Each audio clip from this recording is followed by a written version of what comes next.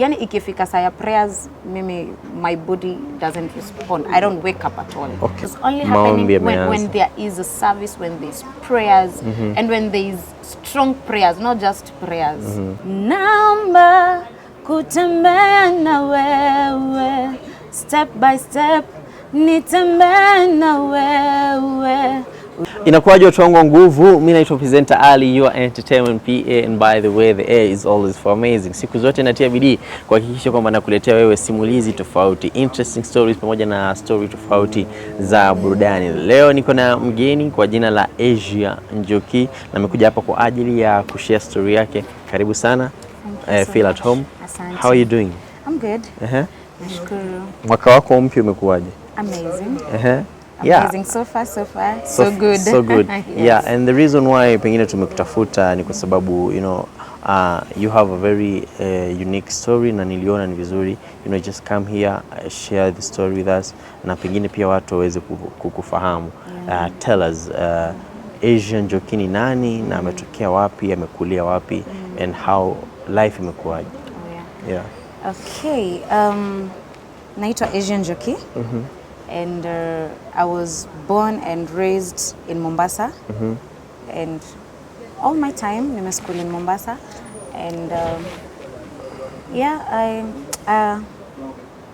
I can't say that I had a bad upbringing. Nililelewa vizuri, thank you to my parents. Nashukuru sana for that, and for the first 14 years I was the only child. Nilikuwa mtoto peke yake, so you can imagine after 14 years mwingine akizaliwa. It was a blessing in the family, but ukishazoea kukaa peke yako, it's not easy. Yeah. And I thank God for that. I went to JCC High School. Yeah. Where I got born again. And at what age? Still 14? Form 1 nilikuwa around 13 hapo. Okay. Around 13. So I got born again when I was 13 years old, nikiwa JCC High School in Form 1. It was not an easy journey in my high school. It was a journey of ups and downs. And that is when nilikam kuno about family backgrounds. And there is power in the name that you're given also. We had, should I call it a task? Or should I call it deliverance? Tulikuwa na kazi sana for me to get delivered from family backgrounds and things that were attacking me. Yeah, what were the family backgrounds? Kulikuwa na so much that you'll find. For instance, it was a Christian school. I don't know if you will understand more about it. It was a Christian school, and you would find, for instance, kama JCC ilikuwa morning glory ni ile kuamka 3 a.m. kwenda kuomba. The same way just Muslims go to the mosque at 4 a.m. you know. For us hapo in school we used to wake up at 3 na tunaenda morning glory for prayers from 3 to 5. Yeah. But now nilikuwa na pagawa na mashetani, I think, should I call it that way? I would get attacked in a point that I would lose fahamu zangu. I will not wake up, si kuzimia, see anything. Yani I will not be there.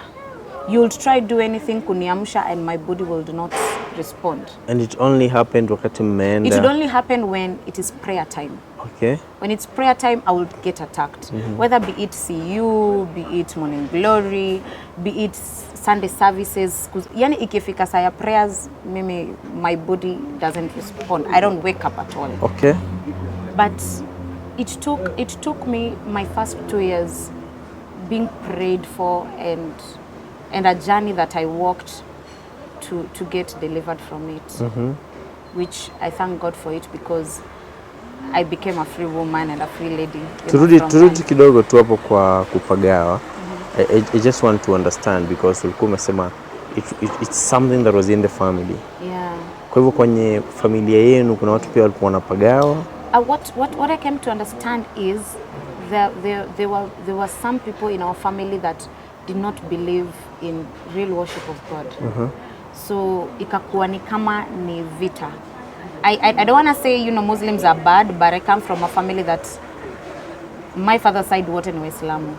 Just my mom and sisi watoto wake ndio Wakristo peke yake. So you'll find we will have conflict of religion. And I wouldn't want to dwell so much into it kwa sababu I respect the Muslim religion and they respect our Christianity religion. But now you find in our family there were people who walikuwa na believe kwa uchawi. Yeah. So hapo kwa hizo vitu za uchawi zilikuwa zinakuja zinatu affect. Pia nyingi. Like me nilikuwa na get affected with it. So when I was in high school and I was in a Christian premises where prayers are very strong, you know, prayer is the foundation.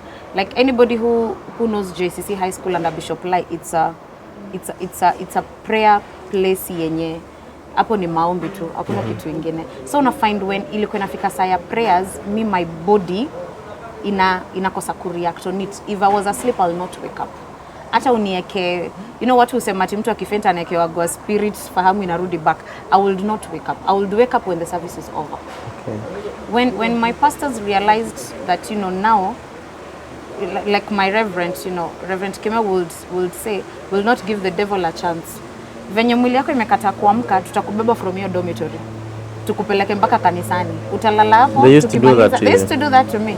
They would carry me on, you know, he would ask the matron, Asia, ako dressed? Yes. If she's not, and then mumvalishe nguo. The school was mixed. Anatuma some boys. 2, 3, 4 boys, and then a girls dormitory. And then mbebe Asia mumlete, mumlalisha hapa kwa altar. Na wakati umepagawa, ulikuwa unaweza kusikia vitu ambavyo vinaendelea? I would hear what is going on. I would hear somebody is calling me, but I would not be able to respond.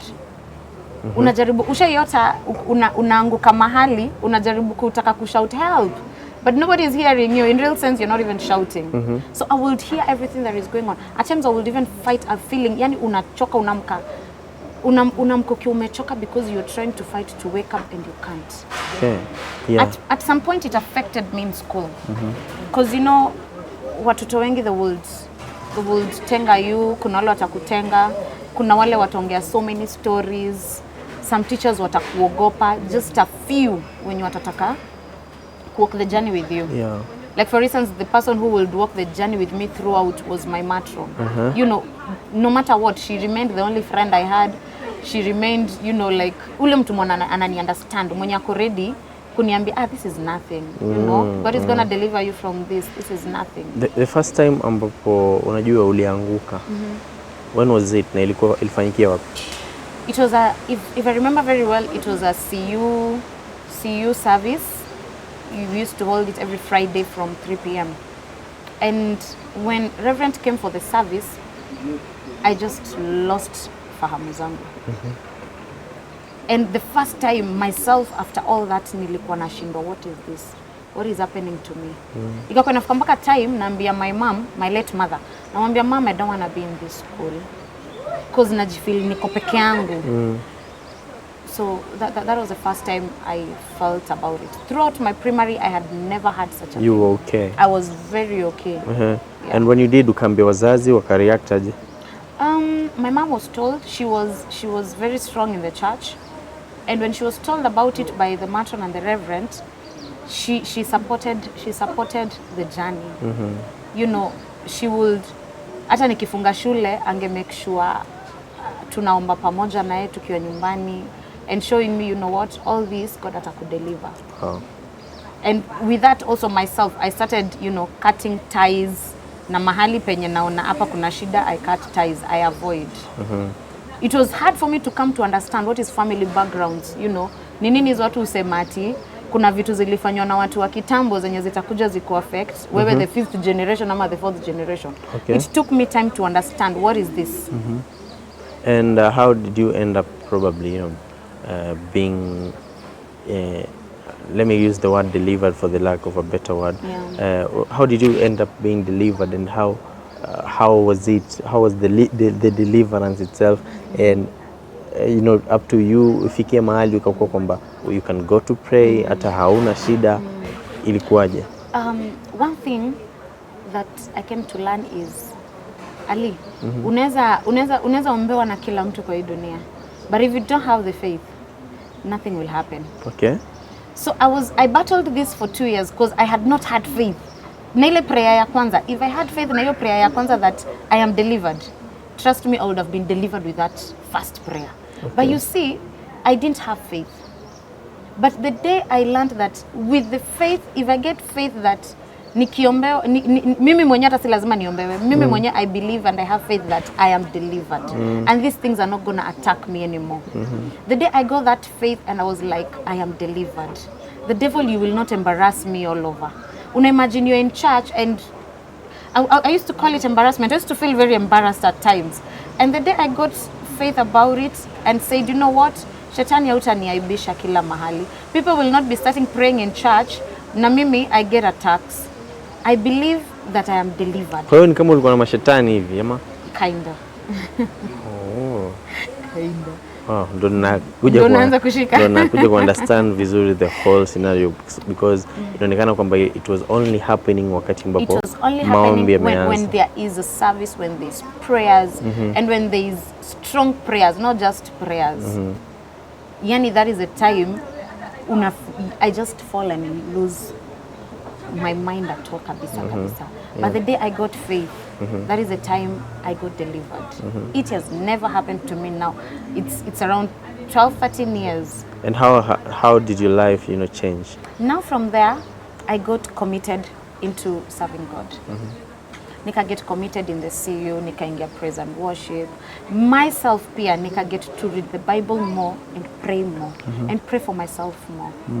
When there's power in the tongue. The Bible says there's power in the tongue. What you declare with your tongue is what happens. Okay. If I bless myself, I'm blessed. If I curse myself, I'm cursing myself. Yani sihitaji mtu mwingine kunikasi. Mimi mdomo yangu tu ndio najibless.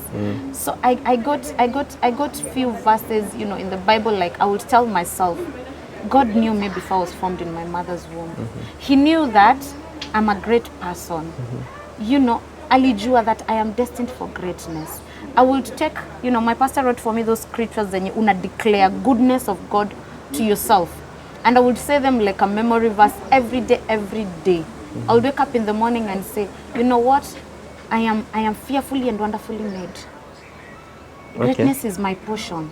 And after that, I've never had the experience again. For people who know you, ama pengine ambao hawakujui, wewe ni msanii and you've done a few projects with Guardian. Tell us about how you met Guardian. I started my music journey in 2016. Yeah. 2016 in January. Yeah. That's when I started my music journey. And what pushed me into starting my music journey, in 2015 I lost my mom. I lost my mom in 2015 in April. And when I lost my mom, she was very supportive. Ani ni ule mtu mwenye, now with everything she would be there for me. And that is a time I now came to fight now my second battle in life. I faced rejection from people that I would not expect one as any reject. From people that singe expect one as a turn their back on me. I remember when I was burying my mom on her funeral day. I was told, my mom used to work in an exhibition in Mombasa town. So her colleagues, or rather when you all were her neighbors, one of them akanitext akaniambia, I thought today ndio mama anazikwa. Nikamwambia yes. Akaniambia, but I can see your stepsister kwa duka, kwani she didn't attend the burial. So I text my dad, namza, hi dad, tuko kwa burial wote, the burial is going on. So namtext, namza, hi dad, naambiwa na watu kwa shop, sis amefungua duka. Now we share one for the different mothers. He told me via a text that I choose to inherit what was my wife's. I felt I was only 20 years. I was around 20 years by then. Ndio navuta dimension ya life sasa, ndo najiuliza naenda biashara, naenda shule, naenda nini. Yani you're trying to structure your life. What am I going to do with my life now? I'm 18 years and above. So I felt it's like, why should you give me such an answer? Why are you turning your back on me? After that, when he was talking about the kids he had, he would never mention my name. Yeah, you were the only child. No, other kids have already been born. Okay. I have two siblings, currently Form 2 and Class 7. He would not say he has an 18-year-old daughter. He would say he only has two kids. And And anytime I was told that, I would feel broken. I would ask myself, why should you do this? Yeah. You know, I don't expect you to reject me now. I expect us to mourn together. I expect us to, build the family together, For all these years, you've always shown me love. For all these years, you've always been with me. Why at this particular time that we lose our mother, that is when now you put me aside? So I would ask people around me so many questions, my grandmother, my elder cousins, I would ask them, do you guys know anything about my origin? Why at this particular time am I being rejected? So during the battle, that is when I wrote my first 2 songs. And I didn't push them on medias, I didn't do anything, I just uploaded them on YouTube and that was it. So I got into other things, started hustling, I now had to, my mind to open up and know that there's no inheritance waiting for me. Yeah. What I thought maybe I would get or inherit, hakuna tena. Sasa ni mimi nijisimamie na nijijenge. So that is when I started life now on my own. Yeah. At some point, I would call myself an orphan. But later on, after forgiving my father, I now confidently say I have only lost my mom, but I have a father. Yeah. The reason why earlier I would call myself an orphan is because I was not getting this moral support. Nilikuwa na feel niko peke yangu. And ukiwa uko all alone unashindwa, who do I run to? Who do I call and tell, I'm trying to do this and this, I have achieved this and this, or nimejaribu kufanya hii, nimeshindwa. Yeah. I need you to assist me do this. I didn't have that person. And now, how I came to meet Guardian, last year, I got a conviction in my heart that I needed to do a song. Yeah. That is like a testimony to me. Okay. So mi nikaangalia Instagram, nikapata Guardian amepost ako na studio, ukitaka kubook studio session, ndio hiyo namba hapo ya studio manager. At first inbox nikamuuliza where is the studios, he didn't respond. Probably he didn't see because he has many inboxes that he sees. So later on nikajambia siniache tu vivu nichukue hii manager's number and call. So I called the manager, Tony, and hi, I've seen you guys have a studio. Akaniambia, yes, we have at Mombasa Road. Nikamuuliza wapi, akanielezea. I booked a studio session, went to the studio, and recorded the song that now me, I felt like I want to do. Yeah. That day, Guardian was not there. Wakiwa na Esther, both of them were not there. It was just the producer and the manager. Okay. So there were only the 2 of them. And tukarecord, tukamaliza. So when I was telling my elder cousin, nikakuwa namwambia, kuna song nimerecord, I'll send you uniambie, you usikize uniambie how do you feel about it. Akaniambia fine, I'll do so. Then she was like, but why not sing with Guardian Angel? Yeah. And I had not told her nimeenda studio ya Guardian or anything. Oh. Yani ni ile tu, I don't know, sijui nafa niite coincidence ama niite, I don't know how to call it. Jumi nilimwambia, kuna song nimedu, nataka nikutumie, na feel I need to just summarize, and sing what is in my heart. Akaniambia sawa, wewe tuma nisikize, and then why not sing with Guardian Angel? Mimi nikamwambia, huyo wachana na yeye. It was a conversation. Nikamwambia, huyo wachana na yeye, unajua celebrities in Kenya, to get attention yao, it's not easy. Akaniambia, no, it doesn't cost anything. Just ask. So I talked to Tony, nikamwambia Tony niaje kuna kitu kazini yangu anasema, hebu let me screenshot for you uone uniambie what you think. Tony is the manager. Tony is the manager. Okay. Wa studio. So Tony tells me sawa tuma. Then he told me it's very possible. Hata kama ni size, it's very possible. So he called me na akaniambia hata G alisikiza song yenye ulirecord akasema udema kona potential. If only she's persistent and akuwe na bidii ya kufanya muziki, she has the potential. Akaniambia wacha nimwambie. It was a Wednesday, I'll never forget. After a few minutes akanitumia text akaniambia Jima amekubali. When do you want? Without kukulipisha or without anything. I had never even I had met Guardian venye tu na meet celeb kwa function nini hivyo and you don't even interact a lot. So akaniambia, amekubali, when do you want the session? Nikamwambia kimchezo, no, you know I have that excitement. Nikamwambia kimchezo, kesho Thursday. Akaniambia hapana, kesho Thursday hayuko, but Friday afternoon. Mind you, Ali, sina hata idea naenda kuimba nini. Mimi niko na excitement ya naenda kuimba na msanii.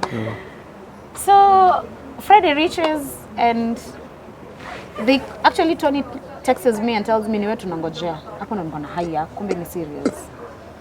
Nikafika studio kwa kilangu najiambia, huyu msesi atanipatia quotation nyingine si afford. But trust me, it was like a miracle. Till to date Guardian hajanipea quotation. Mpaka leo mimi hakuna siku Guardian ashaniambia, unajua tulifanya ngoma na wewe, quotation yangu inakuwa gaso 2 ama so 3. Hakuna siku ashanipea quotation. Wow. Tulienda akaniuliza, tunaimba kuhusu? Nikamwambia, just want to sing and tell God I want to walk with you in this journey. Mungu nataka kutembea na wewe. Guardian akashika gitaa yake. If you watch on his Seven Heaven where he puts his short videos, you'll find it. So Guardian akashika tu gitaa yake akaanza, naomba kutembea na wewe. Akaniambia, Asia, kazi yako sasa ni kuandika. Me I'm singing, wewe kazi yako, no, we are writing the song. So he did the 100% of the making of the song. Okay. 100% he did the making.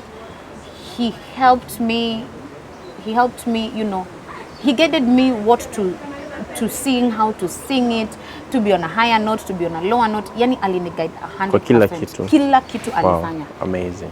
And how has it been, you know, kuwork na yeye? It has been amazing working with him. He's one humble person that I've ever met. He's my music father.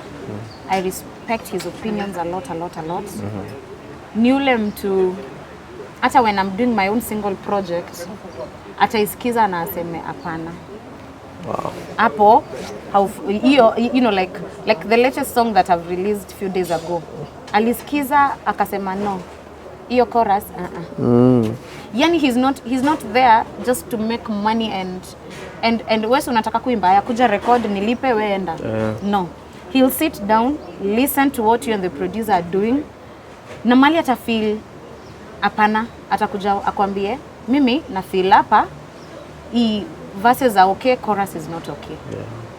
If you're ready to be corrected, you will correct together. If wewe mwenyewe utakata, he will let you be. Wow, amazing conversation tumekuwa tukipiga na Asia Njoki, lakini tu kwa ajili ya muda utanisamehe kwa sababu tutaimalizia hapa. Nataka tukujue what is the current project ambayo umefanya na yeye na what does the future look like?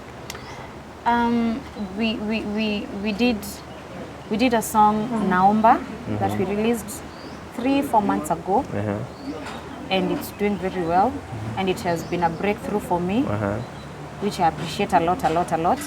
Then we have a single yenye nime-release peke yangu on Sunday, which is now on my channel. Naomba iko kwa channel yake, but the one I've released alone, it's now on my channel. And we have other projects that tumefanya pamoja. Wow. That iko jikoni, iko karibu kutoka. Before mwaka ishe itakuwa imetoka. Kwa hiyo cha kufanya, kwa hiyo cha kufanya watu wangu nguvu, tutaweka link ya channel yake hapo. You guys go subscribe, go show some love, go show some support. Mwambieni kwamba mmetumwa na mtu wenu nguvu, umeshisikia story yake. She's had a very interesting journey, a very amazing journey. Na kila wakati huwa tuna support angalau tu mtu mmoja, kila wakati tuna support angalau mtu ambaye, you know, they have a very interesting journey. And just subscribe to her channel, show love, show support. Mwambieni kwamba mmetumwa na mtu wenu nguvu kwa ajili ya show love na kwa ajili ya show support. Thank you so much for your time. Asante sana for being courageous enough to share your story. Lakini kabla tumalize, you know, people wamesikia kwamba wewe ni msanii, lazima tuwaaminishe. So tupatie lines 2-3. Naomba kutembea na wewe, naomba kutembea na wewe, step by step nitembea na wewe, day by day nitembee na wewe. Wow, amazing. Asante sana tena kwa mara nyingine tena, watu wangu nguvu. Go show some love, go show some support, just subscribe. Behind the camera ni mwanangu nguvu, anaitwa Eric Mukabwa. Mimi naitwa presenter Ali, your entertainment PA. The A is always for amazing, na siku zote ukitaka kufanikiwa usipende kusifiwa.